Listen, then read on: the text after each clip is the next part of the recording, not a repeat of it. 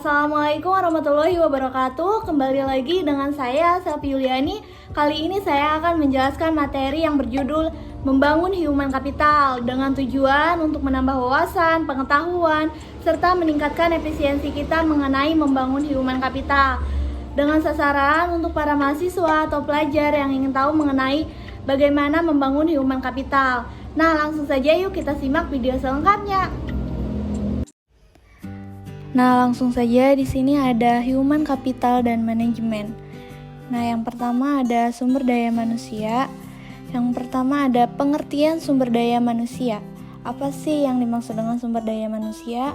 Sumber daya manusia adalah individu yang bekerja sebagai penggerak suatu organisasi, baik institusi maupun perusahaan, dan berfungsi sebagai aset yang harus dilatih dan dikembangkan kemampuannya.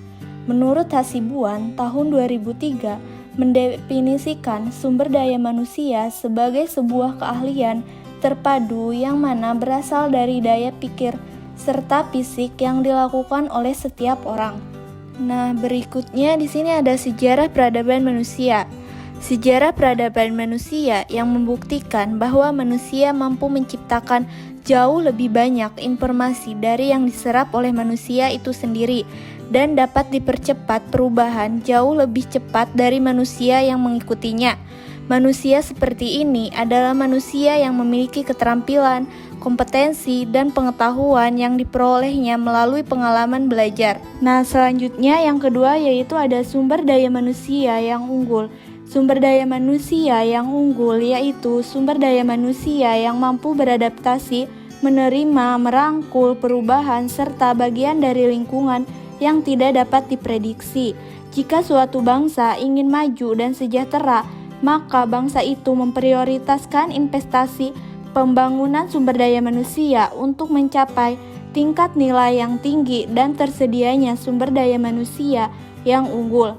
Penekanan nilai ini membantu manusia lebih kreatif, produktif, dan mampu menyelesaikan masalah yang dihadapi dan bekerja keras dengan komitmen dan dedikasi tinggi, didukung dengan integritas tinggi. Nah, selanjutnya di sini yang ketiga ada investasi pendidikan untuk sumber daya manusia yang unggul.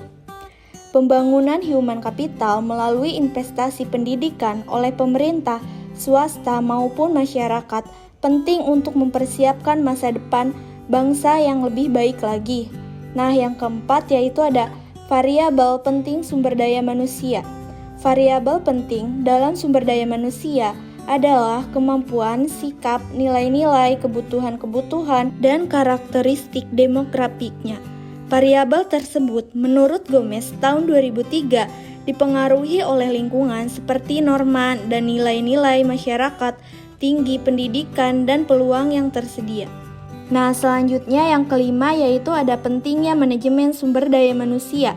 Sifat sumber daya manusia melalui berkembang dinamis, baik jumlah maupun mutunya, maka untuk memperoleh kesinambungan antara sumber daya manusia yang tersedia dengan tingkat perkembangan ekonomi, pada tahap tertentu diperlukan manajemen sumber daya manusia yang tepat pada tingkat nasional dan daerah. Nah, yang keenam yaitu ada penekanan kualitas sumber daya manusia. Terdapat beberapa faktor dari penekanan kualitas sumber daya manusia, di antaranya yaitu yang pertama ada kualitas spiritual meliputi aspek imam, takwa, dan normal. Yang kedua yaitu ada kualitas masyarakat dan berbangsa, termasuk kesetiakawanan sosial, rasa tanggung jawab, dan disiplin sosial.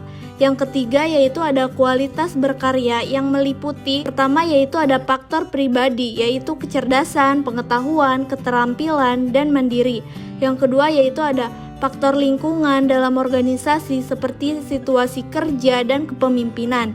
Yang ketiga yaitu ada faktor luar organisasi seperti memahami nilai-nilai sosial dan ekonomi.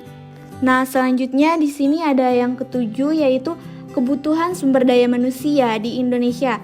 Dari pandangan di atas ditegaskan bahwa sumber daya manusia yang diperlukan di Indonesia adalah orang yang cakep dan dapat dipercaya, memiliki motivasi tinggi dan memiliki kemampuan dan kecakapan, serta menciptakan iklim hubungan yang produktif dan mengembangkan iklim kerjasama tim yang solid. Nah, selanjutnya di sini ada human capital dan manajemen sumber daya manusia. Secara harfiah, pengertian modal manusia adalah pengetahuan, keahlian, kemampuan, dan keterampilan yang menjadikan manusia sebagai modal atau aset suatu bangsa. Human Capital Management oleh Gaspers tahun 2012 dikenal juga sebagai manajemen talenta, yaitu suatu sumber daya manusia yang terkait dengan proses pengembangan sumber daya manusia dan memperkuat kedudukannya dalam suatu lembaga, pemeliharaan dan pengembangan sumber daya manusia, dan menarik sebanyak mungkin sumber daya manusia yang memiliki kompetensi, komitmen, dan karakter agar organisasi menjadi lebih berkualitas. Dalam menyiapkan sumber daya manusia yang berkualitas, manajer dalam seluruh hierarki organisasi bertindak sebagai perencana perorganisasian, pengarah, pemotivasi, dan pengendali.